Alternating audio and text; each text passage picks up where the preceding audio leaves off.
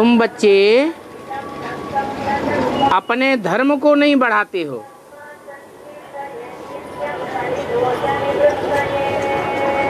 और धर्म वाले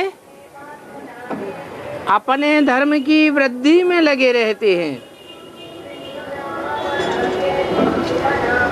इसलिए उनकी आदमशुमारी जास्ती हो गई है और तुम्हारी आदमशुमारी कम होती जाती है। नहीं तो तुम्हारा धर्म तो सबसे जास्ती पुराना है, तो तुम्हारी संख्या सबसे जास्ती होनी चाहिए। हाँ, तुम श्रीमत पर सभी को मुक्ति, जीवन मुक्ति का रास्ता तो बताते हो, और ये रास्ता और कोई बता ही नहीं सकता। तो मनुष्य समझते हैं ये कोई नया धर्म स्थापन कर रहे हैं, मुझ पढ़ते हैं, मुझते हैं, इसलिए बिगड़ते हैं। जो भी धर्म वाले हैं सभी समझते हैं कि ये कोई और धर्म स्थापन कर रहे हैं, अथवा ईश्वर को पाने के लिए कोई नई संस्था बनाई है। तो देखो, जो तुम्हारी बुद्धि में है वो और कोई की बुद्धि में नहीं है।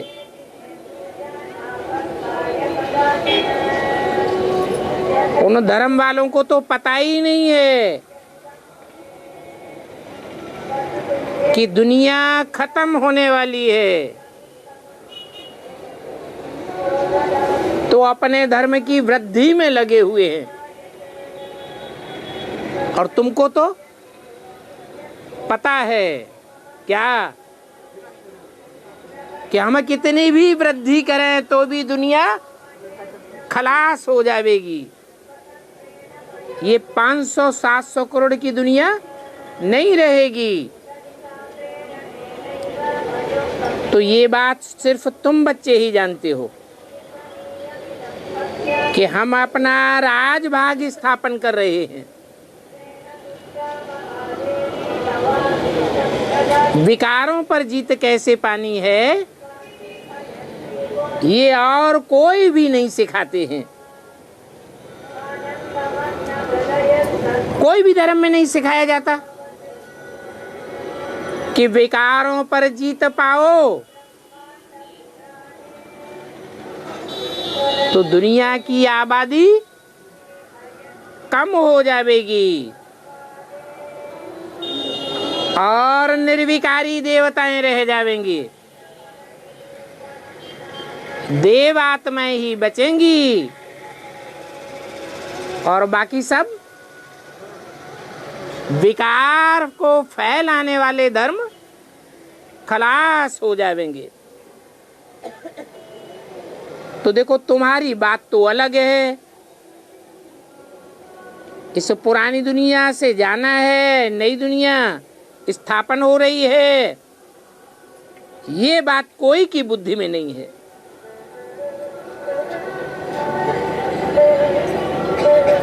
तो तुमको 5 विकारों पर जीतने में बड़ी मेहनत लगती है। दुनिया वाले तो विकारी वातावरण बनाए रहे हैं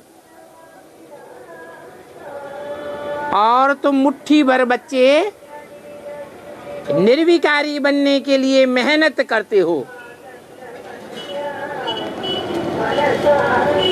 तो तुम्हें पुरुषार्थ में वातावरण बनाने में बड़ी मेहनत लगती है, क्योंकि ये काम क्रोध आदि भूत कोई जल्दी थोड़े ही निकलते हैं और काम विकार तो है ही प्राइवेट,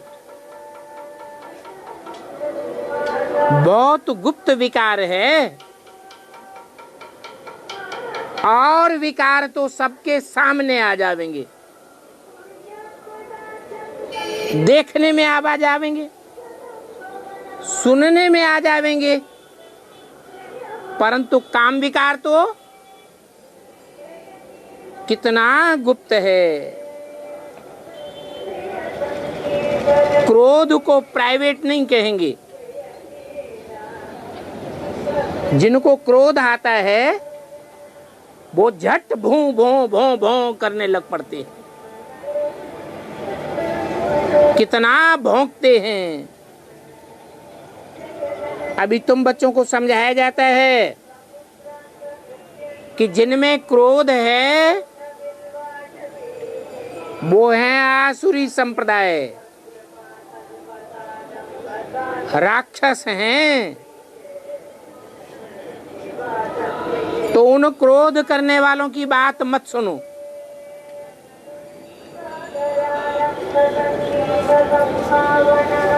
जो डेविल होंगे वो तो ट्रा ट्रा जरूर करेंगे।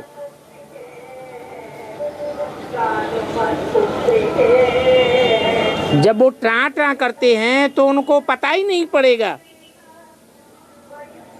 कि अभी हम असुर हैं, राक्षस हैं।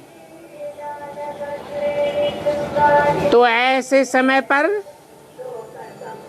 तुम बच्चों को उन राक्षसों से किनारा कर लेना चाहिए,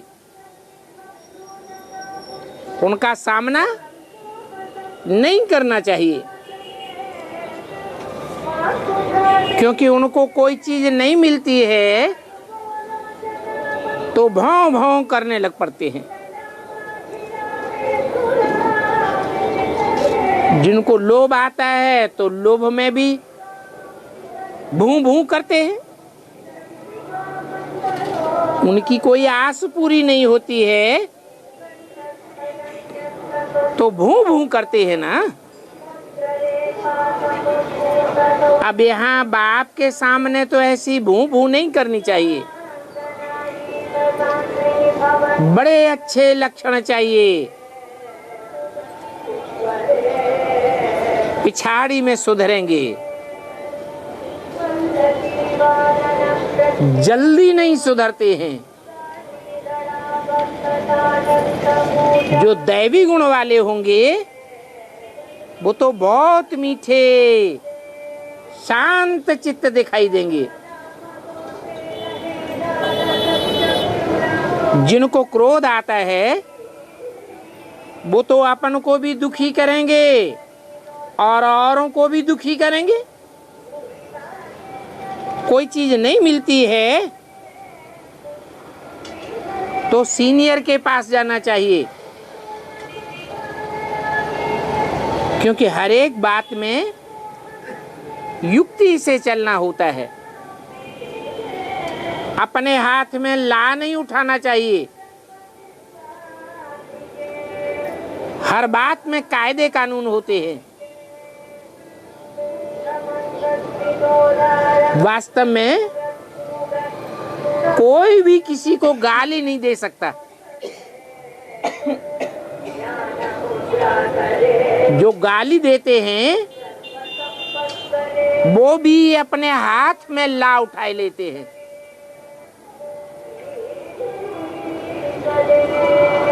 ला अपने हाथ में नहीं लेना है,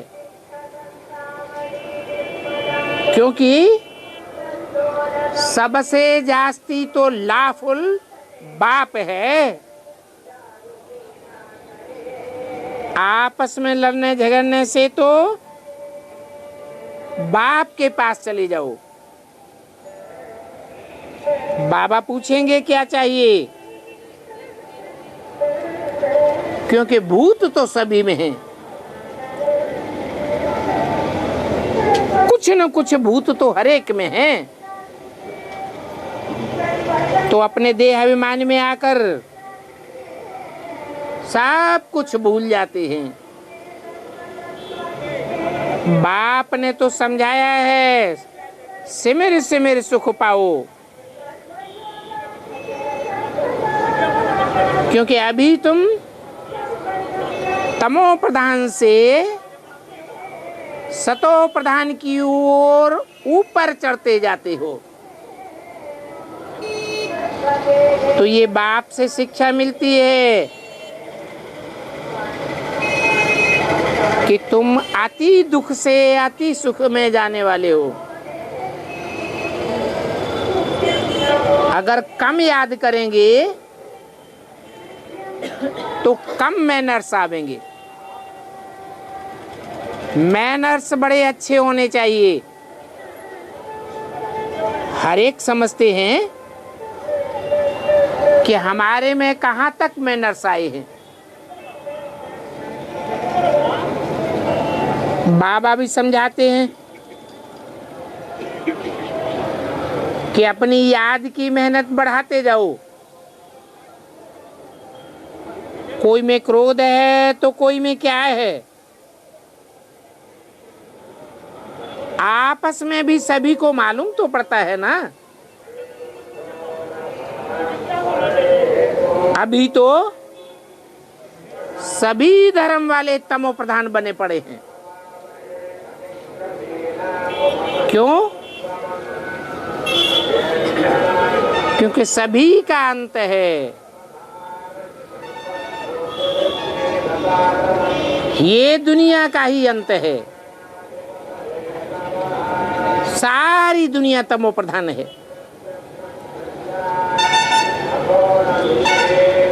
तो ये बात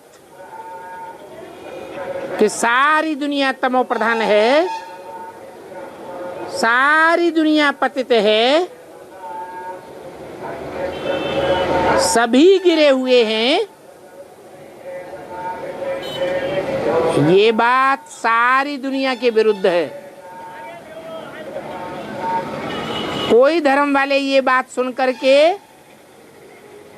खुश नहीं होंगे। तुम्हारे ऊपर उंगली उठावेंगे। ये ड्रामा ही ऐसा बना हुआ है जो तुम खुद समझते हो कि तुम्हारे ऊपर ये उंगली उठाने वाले सब खत्म हो जाएंगे। गैन भी है राम गयो रावण गयो, जिनको बहु परिवार। अभी तुम तो मुट्ठी भर हो। तुम तो दुनिया के धर्मों के हिसाब से कुछ भी नहीं हो। बाकी तुम रहने वाले हो और बाकी सब खलास हो जाएंगे। तो वो तुमसे दुश्मनी रखते हैं।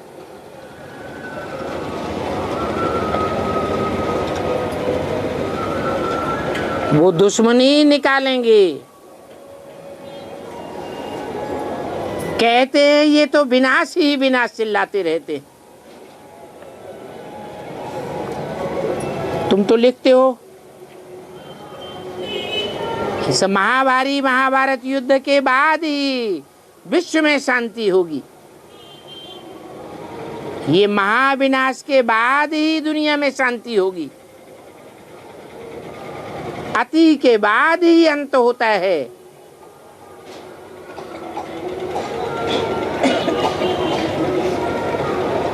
तो वो तुमसे नाराज होंगे। पत्थर बुद्धि है ना, इतना भी नहीं समझते। तुम समझाते हो कि 70 साल पहले दुनिया को खलास करने वाला ये बारूद एटम बम तैयार नहीं हुए थे, और 70 साल पहले नई दुनिया बनाने वाला भगवान भी नहीं आया हुआ था।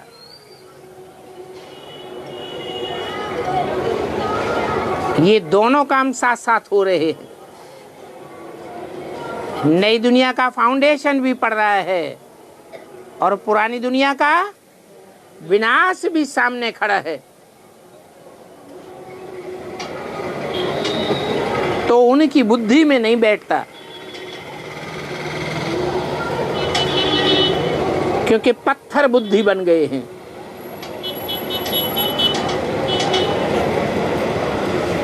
तो उनसे इन बातों में झगड़ा आदि मत करो।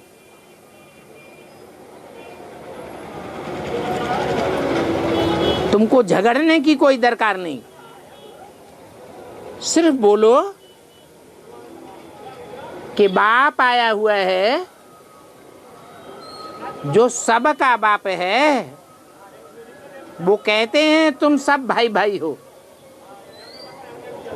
हिंदू, मुस्लिम, सिख, ईसाई सब आपस में भाई भाई।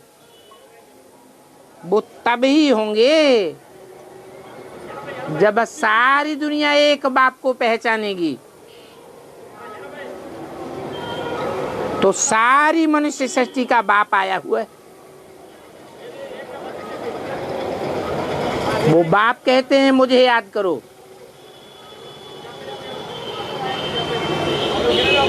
मुझे क्यों याद करो? क्योंकि और जो भी आत्माएं हैं वो सब संग के रंग में आते आते नीचे गिर गई।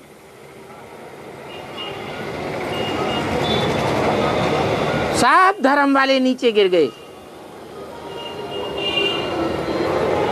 क्योंकि जन्म मरण के चक्र में आते हैं। एक बाप ही है जो कभी जन्म मरण के चक्र में नहीं आता। वो गर्भ से जन्म लेता ही नहीं, इसलिए वो कभी पतित बनता ही नहीं। हाँ, वो किसी के संग के रंग में भी नहीं रंगता। उसके संग का रंग सारी दुनिया को लगता है, नंबरवार पुरुषार्थ अनुसार, परंतु उसको किसी का रंग नहीं लगता है। दुनिया के जो भी धर्म पिताएं आए, महात्माएं आए, ऋषि मुनि आए, सबको संग का रंग लगा, खुद भी नीचे गिरे और दुनिया को भी नीचे ले गए। सबकी मेंटलिटी गिरती जाती है। सारी दुनिया में काम, क्रोध, लोभ, मोह, अहंकार बढ़ते जाते हैं, क्योंकि मनुष्य मनुष्य को नहीं सुधार सकता। एक भगवान बाप ही है जो कलयुग के अंत में, जब एटम बमों से सारी दुनिया का विनाश होना होता है, उस समय इस सृष्टि पर आता है और गुप्त में ही तुम पांडवों के द्वारा नई दुनिया रचता है। तो बाप कहते हैं मुझे याद करो, मेरी याद से ही तुम पतित से पावन बनेंगे। और तो सब पतित हैं, सब संग के रंग में आने वाले हैं। मेरे को कोई का संग का रंग नहीं लगता है। भल मैं पतित दुनिया में आता हूं, कलयुग के अंत में आता हूं। कलयुग तो पापी युग है। हर युग पहले सतो प्रधान, अंत में तमो प्रधान होता है। तो कलयुग भी ये अंतिम अवस्था में है। ऐसे तमो प्रधान टाइम पर मैं आता हूं और आकर के सारी मनुष्य सृष्टि को पतित से पावन बनाता हूं। तो बाप कहते हैं मुझे याद करो। भक्ति मार्ग में भी कहते हैं कि बाबा आप आएंगे तो नरक को स्वर्ग बनाएंगे और हम भी नई दुनिया के मालिक बनेंगे। तो बोलो, हमने शास्त्र तो बहुत पढ़े हैं, अभी बाप कहते हैं सिर्फ माम एकम याद करो। शास्त्र तो मनुष्यों के लिखे हुए हैं और मनुष्य तो साफ विकारी है। भगवान तो निराकारी निर्विकारी सदैव निरहंकारी है। उसे एक बाप को ही याद करना है। इसलिए गीता में भी लिखा हुआ है माम एकम याद करो। कोई दूजे से प्रभावित होने की जरूरत नहीं है, क्योंकि कोई से प्रभावित हो जाएंगे तो उसकी याद भी आवेगी। तो हमको बाप का ही मानना पड़ता है।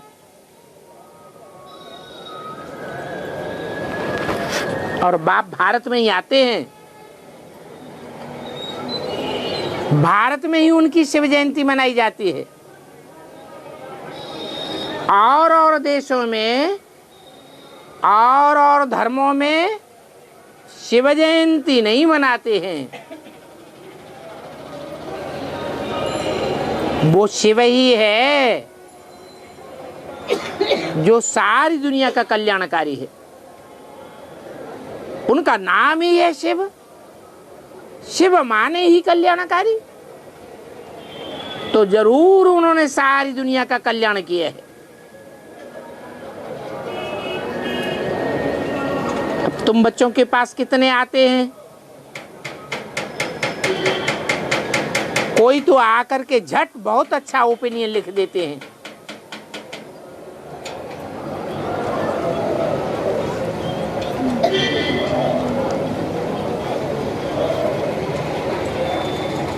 कोई आते ही झगड़ा करने लग पड़ते हैं। तो कोई से तुमको झगड़ा आदि नहीं करना है, बहुत प्यार से समझाना है कि शिव बाबा तो निराकार है, जैसे हम आत्मा ज्योति बिंदु निराकार हैं, ये शरीर साकार है, ऐसे ही हम आत्माओं का बाप परमपिता परमात्मा वो भी निराकार है। इन आंखों से दिखाई नहीं देता है, उनको अपना शरीर नहीं है, वो तो आत्मा है। अणु से भी अणु अति सूक्ष्म आत्मा है। वो शिव बाबा इस ब्रह्मातन में प्रवेश करके बोलते हैं। शास्त्रों में भी गायन है ब्रह्मं वाक्यम जनार्दनम। ब्रह्मा के वाक्य पत्थर की लकीर होते हैं, क्योंकि ईश्वर के वाक्य हैं। वो ईश्वर ही कहते हैं मन मना भव, मेरे मन में समा जाओ। मेरे अंदर जो संकल्पों का तारतम्य है उनमें अपने को डुबो दो। बिल्कुल सीधा तीर लगाना है। संकल्प को बीज कहा जाता है। बीज अच्छा होगा तो फसल भी अच्छी होगी। कैसा बीज डालना है वो बाप ही आकर के बताते हैं कि जैसे संकल्प रूपी बीज मैं डालता हूं, उन्हीं संकल्पों में तुम बच्चों को सराबोर रह करके रहना है। मैं ऐसा ज्ञान देता हूं ना,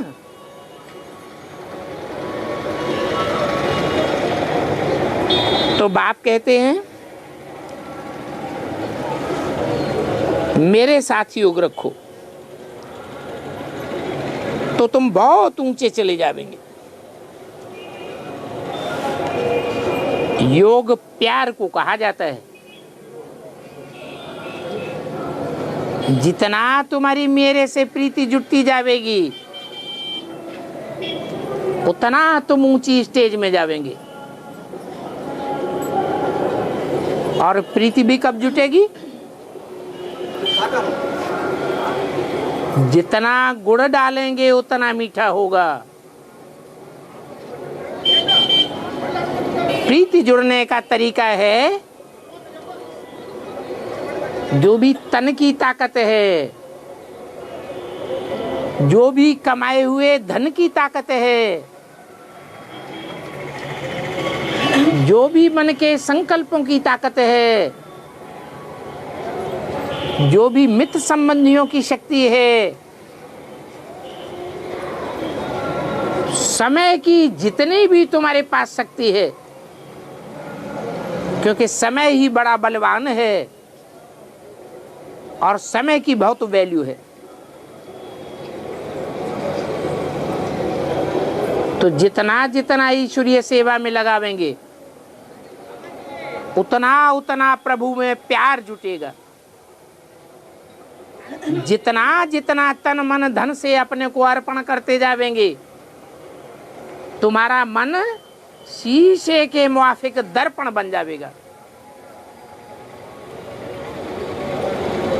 उस ज्ञान के दर्पण में तुम अपने अनेक जन्मों को देख सकते हो,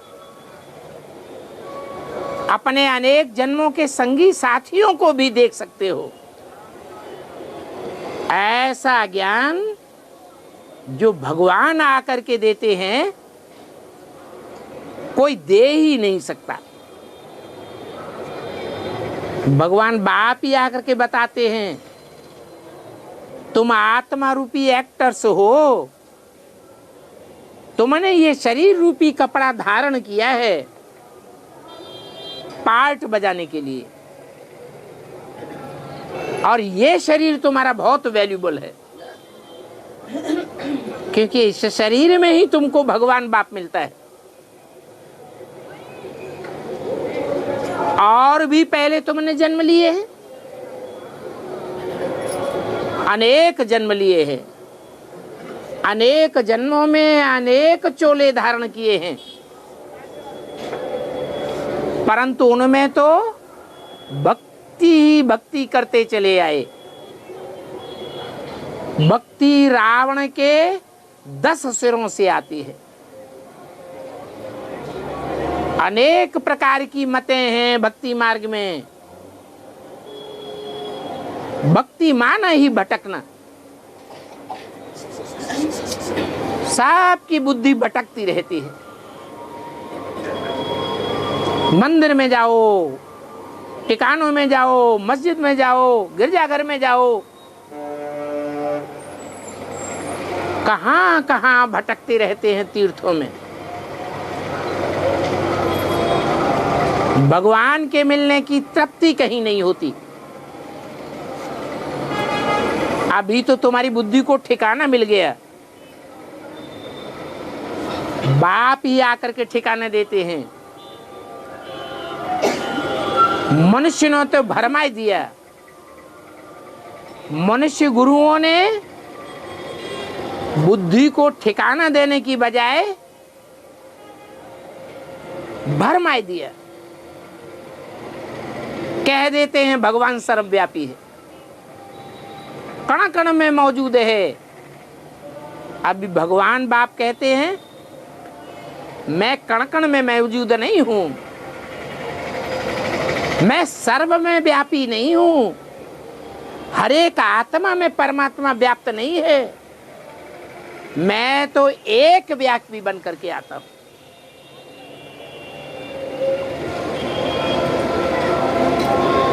बड़ा साहूकार होगा तो उसका फर्नीचर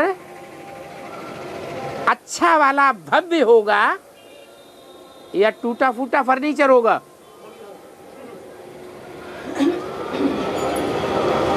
जितना ऊंचा धर्मपिता उतना ऊंचा उसका वाहन होता है, जिसमें वो धर्मपिता प्रवेश करता है। और भगवान तो पिताओं का भी पिता है, बापों का भी बाप है। वो भी कोई सामान्य मनुष्य में नहीं आता होगा, ये सारी मनुष्य सृष्टि एक रंगमंच है। इस रंगमंच पर 500-700 करोड़ मनुष्य रूपी एक्टर्स है। तो जरूर उन एक्टर्स में कोई हीरो पार्टधारी भी होगा, जिसका पार्ट आदि से लेकर के अंत तक इस सृष्टि पर मौजूद रहता है। उसको हीरो कहा जाता है। मैं उस हीरो पार्टधारी में मुकर्रर रूप से प्रवेश करता हूं। जिसमें प्रवेश करता हूं उसका नाम ब्रह्मा तो रखता हूं। ब्रह्मा अनेकों के नाम होते हैं, परंतु मैं जिसमें मुकर्रर रूप से प्रवेश करता हूं वो एक ही ब्रह्मा है, प्रजापिता ब्रह्मा, जो शास्त्रों में भी गाया हुआ है। उसमें प्रवेश करके मैं तुम बच्चों को कहता हूं कि मां में एकम याद करो, तो तुम भी ऊंचते ऊंच पद पावेंगे। मैं तो आता ही हूं नर को नारायण जैसा बनाने के लिए, परंतु बनेंगे तो नंबरवार ही। भगवान पढ़ाते हैं तो सब एक जैसी पढ़ाई थोड़े ही पढ़ेंगे। नंबरवार ही पढ़ते हैं, नंबरवार पद पाते हैं। तो सिर्फ एक बात बताओ कि ऊंचते ऊंच भगवान बाप आया हुआ है, उस बाप को पहचानो और उसे याद करो। जास्ती तिक तिक में जाने की दरकार नहीं है, क्योंकि बाप कहते हैं ये शास्त्र तो बहुत विस्तार में है, इनमें ढेर कथा कहानियां हैं। इन शास्त्रों की जास्ती तिक तिक में न जाओ। इन शास्त्रों में तो ढेर विस्तार है। मैं तो तुमको सार रूप में ज्ञान सुनाता हूं। उस सार रूप ज्ञान के सार में टिको। गीता में भी लिखा हुआ है ना, गुह्यात गुह्यतरम ज्ञानम, गुह्यते गुह्य राज मैं तुमको समझाता हूं। ये सृष्टि का गुह्य राज कोई नहीं बता सकता, और जो कुछ बतावेंगे गुरु गोसाई महात्मा पंडित आदि वो शास्त्रों से पढ़ करके ही सुनावेंगे। मैं कोई शास्त्रों का ज्ञान नहीं सुनाता हूं। मैं तो डायरेक्ट तुमको सुनाता हूं। जैसे और धर्म पिताएं आए, आकर के उन्होंने अपना धर्म स्थापन किया, तो उन्होंने कोई बाइबल, धम्मपद,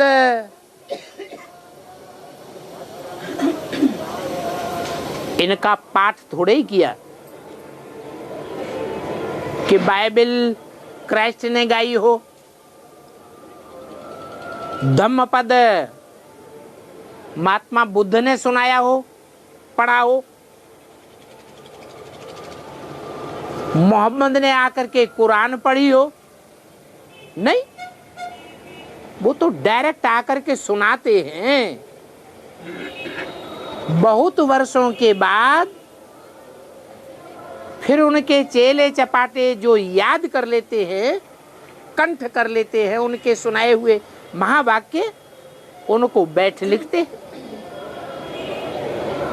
फिर किताबें छपती हैं, उन्हें धर्म ग्रंथ कहा जाता है। और धर्म वालों के तो धर्म ग्रंथ निश्चित हैं, उनके धर्म पिता भी निश्चित हैं। क्योंकि नए नए आए हुए धर्म हैं। 2500 वर्ष के अंदर सब आए हैं, परंतु तुम्हारा धर्म तो बहुत पुराना है, इसलिए इसका नाम ही है सनातन धर्म। सनातन माने पुराना। इसको बहुत साल बीत गए, हजारों साल बीत गए। दुख की दुनिया में दूसरे दूसरे धर्म आते हैं, धर्म पिताएं आते हैं। जब वो आते हैं तो दुख की दुनिया दिन दूनी रात चौगुनी बढ़ती है। और मैं जब आता हूं तो मेरे आने से वापस जाने तक सुख की दुनिया तैयार हो जाती है, जिसमें अथाह सुख होता है। सुख ही सुख, दुख का नाम निशान नहीं। और 1 2 4 जन्मों का सुख नहीं, 21 जन्मों का सुख मिलता है। इतना सुख मिलता है कि सभी धर्मों में उसका गायन है। हिंदुओं में उसे बैकुंठ स्वर्ग कहा जाता है, मुसलमानों में उसे जन्नत कहा जाता है, क्रिश्चियंस में उसे पैराडाइज के नाम से बोला जाता है। सब उस सुख, स्वर्गीय सुख को याद करते हैं। क्यों याद करते हैं? कोई ने रसगुल्ला खाया होगा तो याद आएगा, खाया ही नहीं होगा तो याद कहां से आएगा? तो सब धर्म वालों को स्वर्ग याद आता है। वो स्वर्ग सब धर्म वालों को नंबरवार पुरुषार्थ अनुसार नसीब तो होता है, परंतु तुम जितना स्वर्ग में सुखी होते हो उतना और धर्म वाले उतना सुख नहीं प्राप्त करते। हर धर्म की चुनी हुई श्रेष्ठ आत्माएं जिन्होंने जन्म जन्मांतर अच्छा पाठ बजाया है, वो ही बाप से आकर के पढ़ाई पढ़ती है और स्वर्ग के सुख प्राप्त करती है। इसलिए बाप कहते हैं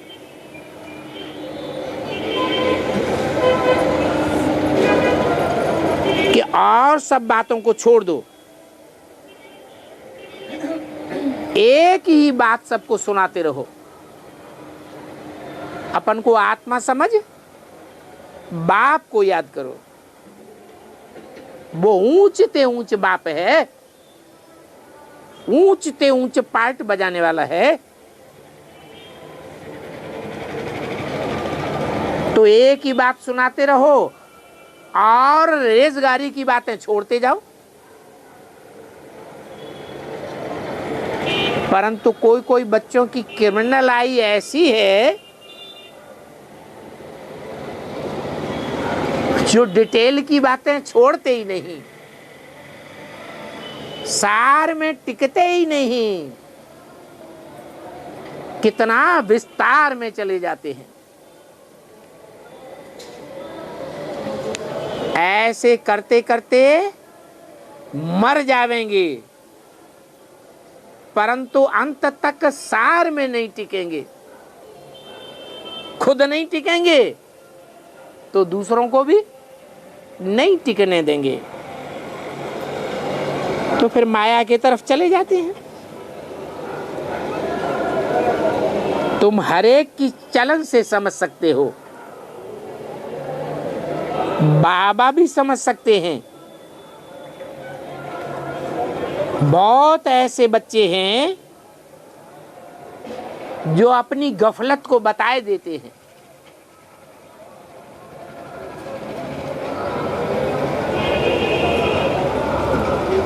ऐसे भी हैं जो अपनी गलती को कब नहीं बतावेंगे।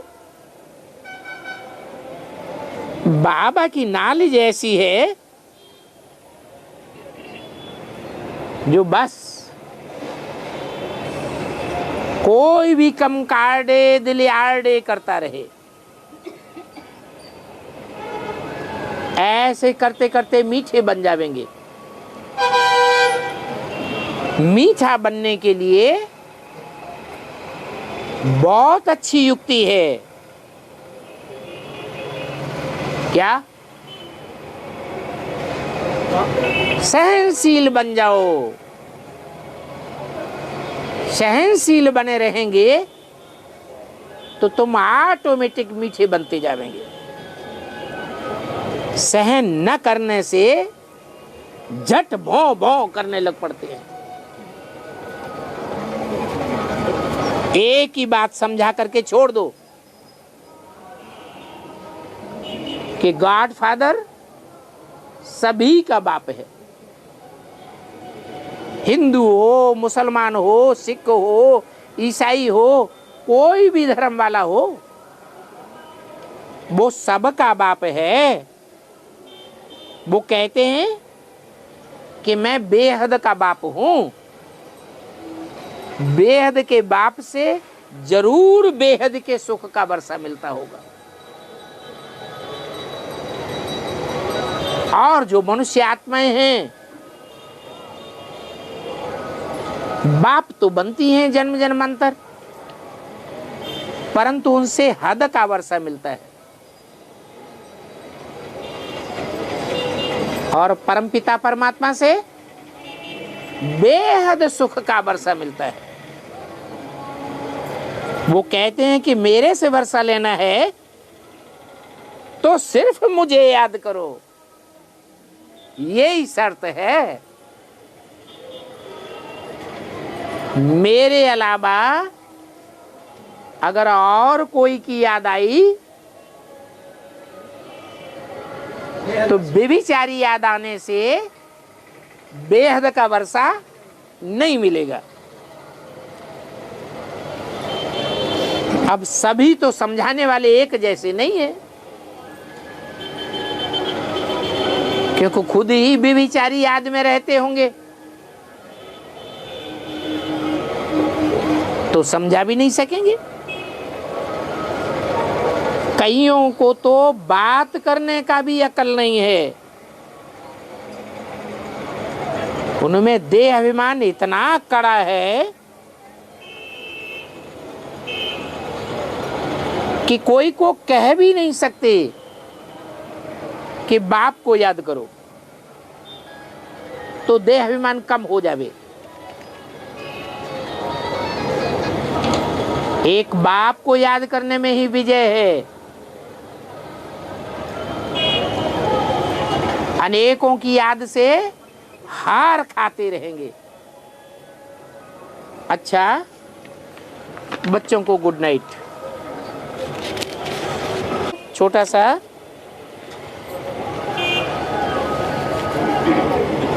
7/12/68 का रूहानी बच्चे रूहानी बाप के सामने बैठे हैं। सामने माने आंखों के सामने नहीं, आंखों के सामने बैठे हुओं को ही सन्मुख नहीं कहा जाता है। आंखों के सामने बैठे हों और संकल्प विरोधी चल रहे हों तो उनको सन्मुख नहीं कहा जाएगा, विमुख कहा जाएगा। नहीं तो रूहानी बच्चों को मनमना भव होना चाहिए। जो बाप का संकल्प, सो बच्चों का संकल्प होना चाहिए। अब बच्चे हैं तो भले जिस्म के साथ, परंतु सभी बच्चे जानते हैं कि हम तो बाप के सामने बैठे हैं। समझते हैं ये हमारा बेहद का बाप है। हर 5-4 वर्ष के बाद बाबा आप आकर के हमको पावन बनाकर पावन विश्व का मालिक बनाते हो। ऐसे नहीं कि ब्रह्मा के तन में आकर ज्ञान सुनाकर चले जाते हो, फिर हम अपने आप पावन बनते रहते हैं। नहीं, आप आकर के हमको पावन बनाकर अपने साथ ले जाते हो। क्योंकि अभी तुम पार्ट बजाते बजाते थक गए हो, तो अभी फिर बाबा आया हुआ है। वाया शांति धाम तुमको सुख धाम ले जाने के लिए बहुत सहज बात बताते हैं। कलयुग माना ही दुख धाम और सतयुग माना ही सुख धाम। कलयुग नाम क्यों कहा? कलह क्लेश बहुत लगा पड़ा है। और सत्ययुग नाम क्यों पड़ा? सचखंड में सच्चाई ही सच्चाई, सोना ही सोना।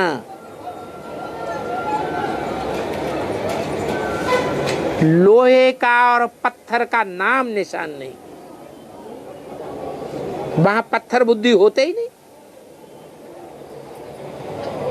तो अभी बाप आए हैं सुखधाम ले जाने, और ये भी जानते हैं कि हम पवित्र बन करके ही उनके साथ जावेंगे। बाप भी रूहानी है और हम बच्चे भी रूहानी हैं। ये है ही स्पिरिचुअल रूहानी ज्ञान। स्पिरिट आत्मा को कहा जाता है। बोलो, हमारा जिस्मानी फादर नहीं है क्या? हमारा स्पिरिचुअल फादर है। जिस्मानी फादर पूर्व जन्म में था। अभी हम रूहानी बाप के बच्चे बने हैं। स्पिरिचुअल चिल्ड्रंस का फादर इस सृष्टि पर एक ही बार आते हैं। ऐसे नहीं जैसे शास्त्रों में लिखा है कि बार बार आते हैं, 24 बार आते हैं, 10 अवतार लेते हैं। गीता में लिखा है संभवामि युगे युगे, हर युग में आते हैं। नहीं, सिर्फ संगम युग कल्याणकारी युग में आते हैं। क्यों? और युगों का मेल कल्याणकारी संगम क्यों नहीं कहेंगे?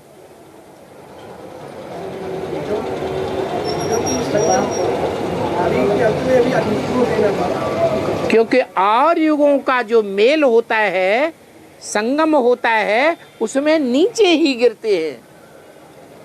सतयुग त्रेता का संगम होगा, 2 कला नीचे गिरेंगे, तो कल्याणकारी हुआ, अकल्याणकारी हुआ, अकल्याण हो गया। त्रेता द्वापर का संगम, 8 कलाएं कम हो जाएंगी, आधी कलाएं रह जाएंगी, तो कल्याणकारी हुआ, अकल्याणकारी हुआ, अकल्याणकारी हो गया। द्वापर कलयुग का संगम, कलयुग तो और ही पापी युग है। उन शास्त्रकारों ने तो झूठी बात लिख दी कि भगवान कृष्ण द्वापर के अंत में आकर पापी कलयुग की स्थापना कर देते हैं। तो कल्याण किया, कल्याण किया है तो कल्याण हो गया। अरे भगवान बाप तो आते ही हैं कल्याणकारी युग बनाने के लिए, अकल्याणकारी युग खलास कर देते हैं। आते ही हैं कलयुग के अंत में और सतयुग के आदि के संगम पर। उसको कहेंगे कल्याणकारी संगम युग। वो पुरुषोत्तम युग है। हर एक आत्मा को अपने पहले जन्म, फर्स्ट जन्म की स्मृति आती है। हर एक आत्मा के अनेक जन्म नुदे हुए हैं।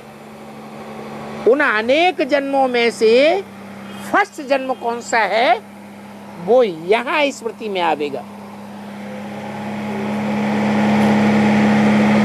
तो वो फर्स्ट जन्म पुरुषोत्तम बनने का युग है।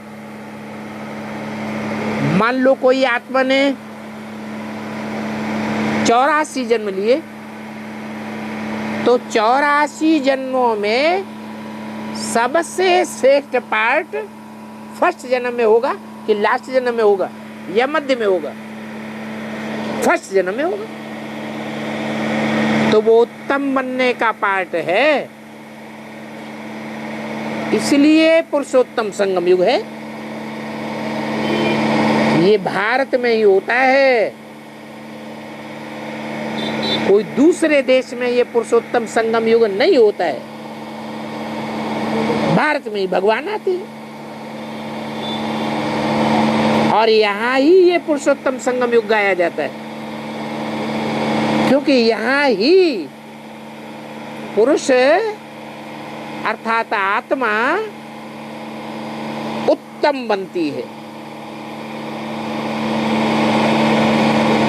जिन जिनको उत्तम बनना होगा वो कहाँ आवेंगे? भारत में आवेंगे। चलो कोई भारत में नहीं आते हैं, इतना पैसा नहीं है, विनाश होगा तो भारत में आने पर प्रतिबंध लग जाएगा दूसरे देशों में। उनके पास पैसा नहीं होगा तो कैसे आवेंगे? मन बुद्धि के संकल्प कहाँ धरे रहेंगे? भारत में रखे रहेंगे तो अंत मते सो गते हो जाएगी। तो पुरुषों को उत्तम बनाना है। अभी तो कनिष्ठ पुरुष हैं। कहा भी जाता है उत्तम, मध्यम और कनिष्ठ। उत्तम सतयुग है, मध्यम द्वापर है, कनिष्ठ कलयुग है। क्या मतलब हुआ? मतलब हुआ कि जो उत्तम पार्ट बजाने वाली आत्माएं हैं वो परमधाम से सतयुग में आकर के जन्म लेंगी। जो मध्यम पार्ट बजाने वाली आत्माएं हैं उत्तम नहीं है,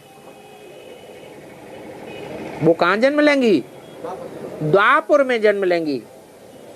इसका मतलब कि जो भी सतयुग त्रेता में उतरती हैं वो सब देव आत्माएं हैं, उत्तम पार्ट बजाने वाली आत्माएं हैं। द्वापर में जो उतरते हैं वो द्वैतवादी युग में आते हैं। द्वैतवादी युग में आने से दो प्रकार की बातों में फंस जाते हैं। वहां एक धर्म पिता तो होता नहीं, अनेक धर्म पिताएं आते रहते हैं, अनेक प्रकार की बातें सुनाते हैं, उनकी चक्करी में आ जाते हैं। तो नोट करना चाहिए, उत्तम सतयुग, मध्यम द्वापर, कनिष्ठ कलयुग, आदि मध्य और अंत, फिर अंत में कनिष्ठ से उत्तम बनेंगे। कहा जाता है पुरुषोत्तम। नर और नारी दोनों उत्तम बनते हैं। ऐसे ही नहीं कि पुरुषोत्तम नर ही बनता है, नारियां भी पुरुषोत्तम बनती हैं।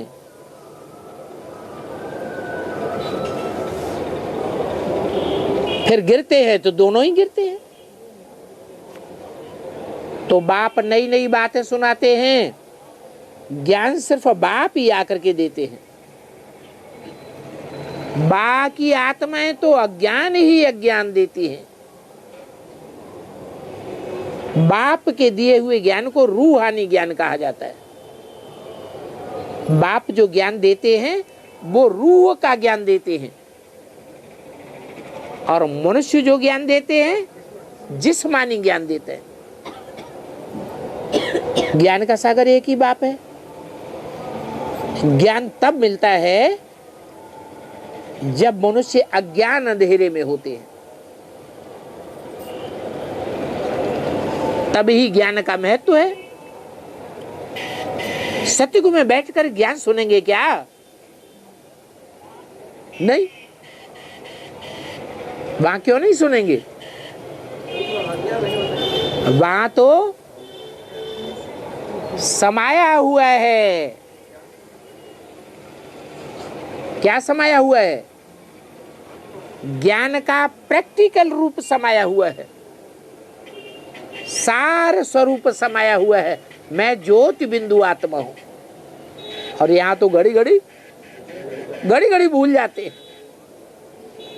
तो कितनी सहज बातें बताते हैं। ब्राह्मणियों का काम है रोज रोज ऐसे पॉइंट्स सुनाना।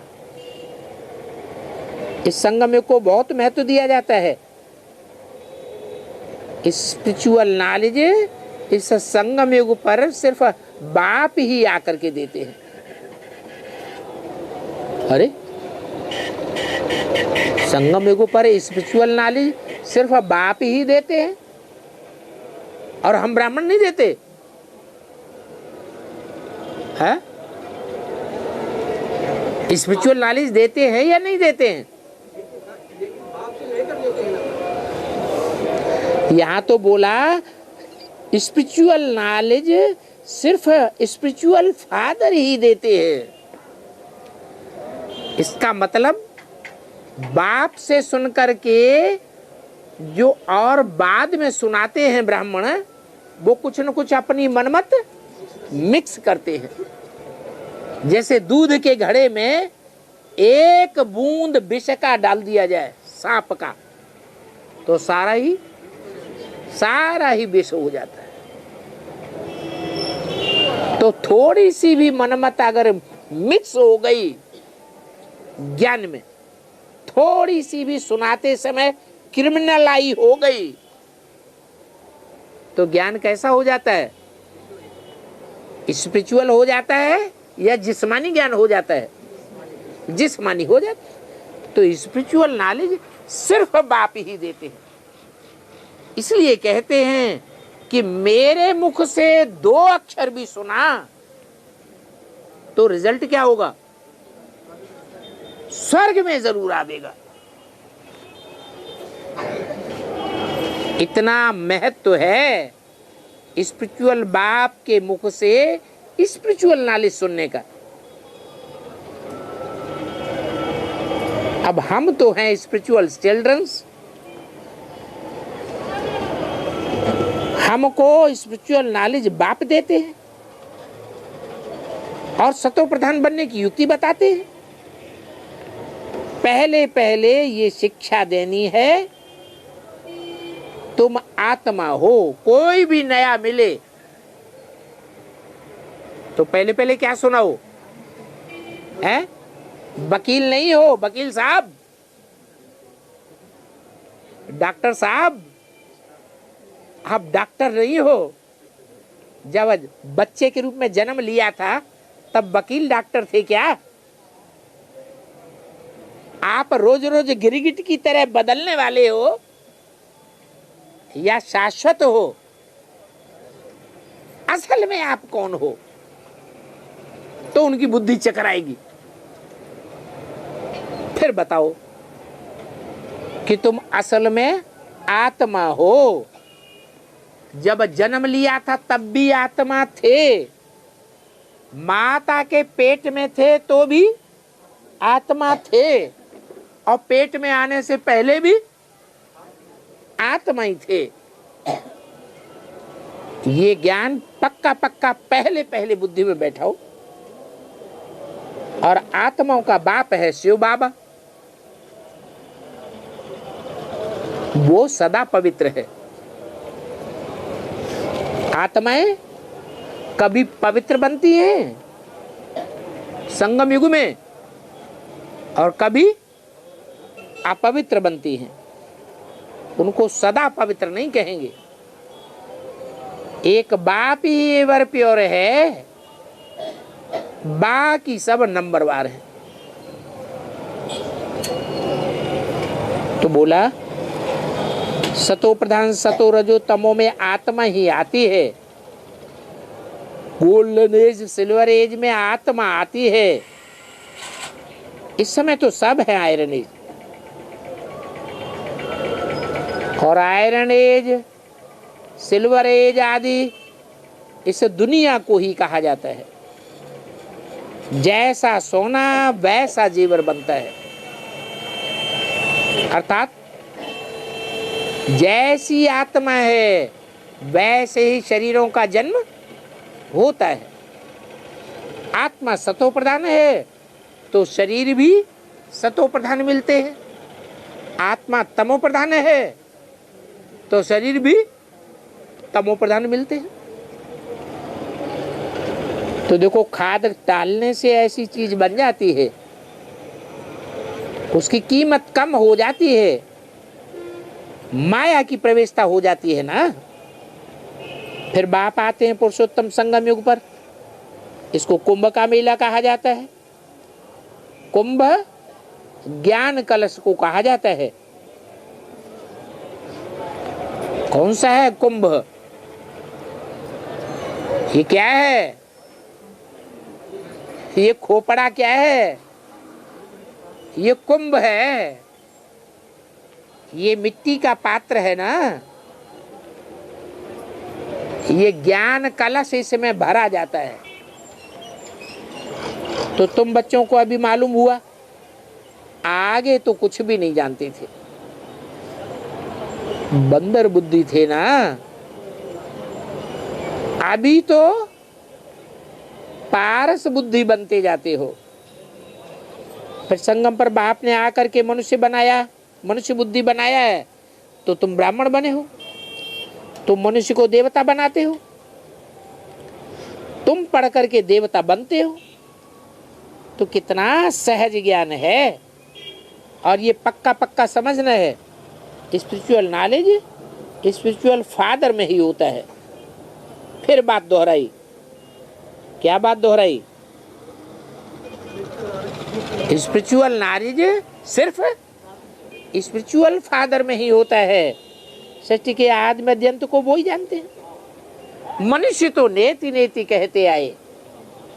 मनुष्यों को ड्रामा के आदि मध्य अंत को न जाने तो फिर वो क्या काम का हुआ? कोई पाठधारी हो, रंगमंच पर जाए और पाठ भूल जाए तो होशियार कहेंगे, बेवकूफ कहेंगे। बेवकूफ पाठधारी। तो हम सब आत्मा पाठधारी हैं या नहीं हैं? हैं? पाठधारी हैं। पाठधारी है तो हमें अपना पाठ, जो जो कपड़े बदले हैं रंगमंच पर 84 जन्मों में, उनका पता होगा, मालूमात होगी, या भूल गए? हाँ, बाप तो याद दिलाते हैं। तो बाप ये भी दिलाते हैं याद कि बेवकूफ पाठधारी हो या बुद्धिमान पाठधारी हो। वो ऋषि मुनि सन्यासी तो नेति नेति कहते गए, हम नहीं जानते, हम नहीं जानते इस सृष्टि के आदि मध्य अंत को। अब मनुष्य होकर न जाने तो क्या कहेंगे? आत्मा कितनी छोटी, उसमें कितना सारा पार्ट भरा हुआ है। आत्मा भी वंडर तो आत्माओं का बाप भी वंडर। सारी सृष्टि कैसे वृद्धि को पाती है, ये सभी बातें बाप बैठ समझाते। जो अंदर बाहर साफ दिल होंगे उनको तो तीर बहुत अच्छा लगेगा। जिनका दिल साफ नहीं होगा, दिल के अंदर कचरा भरा हुआ होगा, उनको ज्ञान का तीर जैसे लगता ही नहीं। अब सभी तो ऐसे नहीं होते हैं। बाबा कभी नहीं कहेंगे उनका अंदर बाहर साफ है, परंतु बाबा कोई सामने नहीं कहेंगे, क्योंकि जानते हैं ये बिगड़ पड़ेंगे तो डिसर्विस कर देंगे। बाप को तो बहुत बहुत प्यार करना है, दिल वाला मंदिर है ना, सभी के दिल लेने वाला है, और ये ब्रह्मा भी साथ में है, तो बाप दादा दोनों दिल लेते हैं। तुमको जो मशीन मिलती है वो श्रृंगारने के लिए है, वो तो सरस्वती थी, ये ब्रह्मपुत्री है। कौन? ओम राधे सरस्वती थी, और ये माने कौन? ब्रह्मपुत्री कौन है? वो दूर कर दी, माने शरीर छोड़ दिया था। 68 की वाणी है ना, मम्मा ने तो 65 में ही शरीर छोड़ दिया। वो सरस्वती थी, और ये है ब्रह्मपुत्र, माने यज्ञ में आ चुकी है, बाबा के नजदीक आ चुकी है, इसलिए बोला ये ब्रह्मपुत्र है। ऊंची ऊंची स्टेज में बहने वाली है, पहाड़ों पहाड़ों पर। अंत में जाकर के तो सब भी नीचे गिरते हैं। तो बताओ बड़ा कौन है, सरस्वती बड़ी या ब्रह्मपुत्र बड़ी? ब्रह्मपुत्र में बड़े बड़े स्टीमर्स आते हैं। बड़े स्टीमर का नाम क्या बताया मुरली में? चंद्रकांत, वेदांत। इनका संगम पर बहुत मेला लगता है। नाम क्या है मेले का? नाम दे दिया गंगा सागर का मेला। वास्तव में गंगा ब्रह्मपुत्री से जाकर के मिलती है। फिर ब्रह्मपुत्री नदी में जो ढेर का ढेर पानी आता है और गंगा भी मिलती है, वो सारा पानी फिर सागर में जाता है। ये हिसाब है। तो ये सर्व की सदगति करने वाला बेहद का मेला है, सागर और नदियों का मेला है।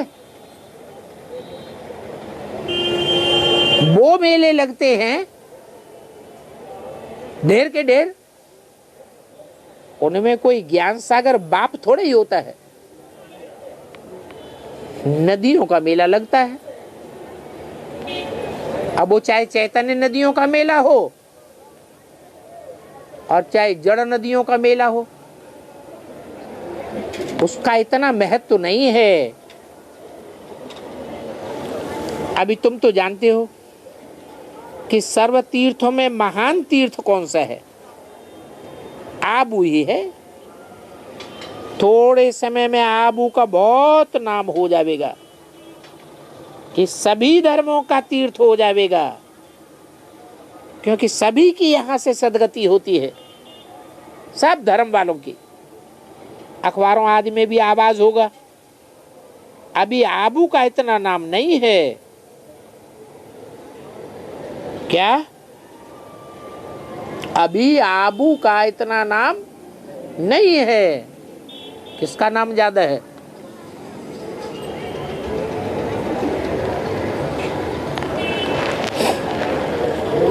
अम्बा पर कितने मेले लगते हैं, आबू में इतने नहीं आते हैं। अभी अम्बा पर कितने मेले लगते हैं, क्योंकि यहाँ तो फिर मम्मा और बाबा दोनों हैं। परंतु मेला बहुत अंबा पर लगता है। लक्ष्मी पर मेले लगते हैं? नहीं लगते हैं।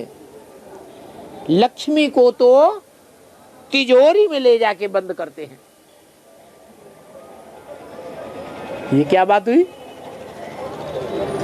लक्ष्मी को सेफ में रखते हैं और अंबा के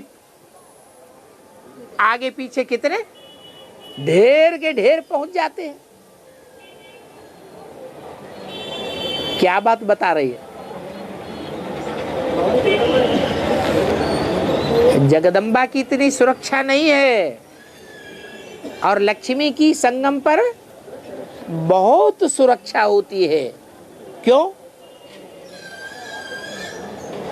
जरूर लक्ष्मी ने जन्म जन्मांतर पवित्रता का पाठ बजाया है और जगदम्बा तो सारे जगत की, सब धर्म वालों की अम्बा है। उसकी गोद में तो मक्खी मच्छर जैसे पाठ बजाने वाले सब धर्म वाले आते हैं। दिल्ली का तख्ता ऐसा तख्ता है, ऐसी दिल्ली की गोद है जिसमें सब धर्म वालों ने अपना राज्य किया है। सब अपना खेल खेलते रहे हैं, खून खराबा भी करते रहे हैं। नादिर शाह आया, कितना बड़ा खून खराबा करके गया। ऐसे ऐसे भी गोद में खेलने वाले हैं। तो देखो लक्ष्मी को तिजोरी में रखेंगे, समझते हैं कि धन वृद्धि को पावेगा। दीपमाला पर सफाई आदि से मंदिर में जावेंगे और जाकर के लक्ष्मी से पैसा मांगेंगे। बताओ, बच्चे बाप के पास आकर तृप्त होते हैं या लक्ष्मी के पास तृप्त होते हैं?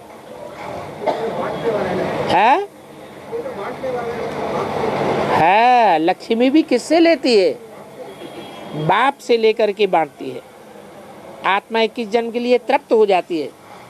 सतयुग में सदैव तृप्त आत्मा रहते हो। अच्छा, बच्चों को गुड नाइट और नमस्ते।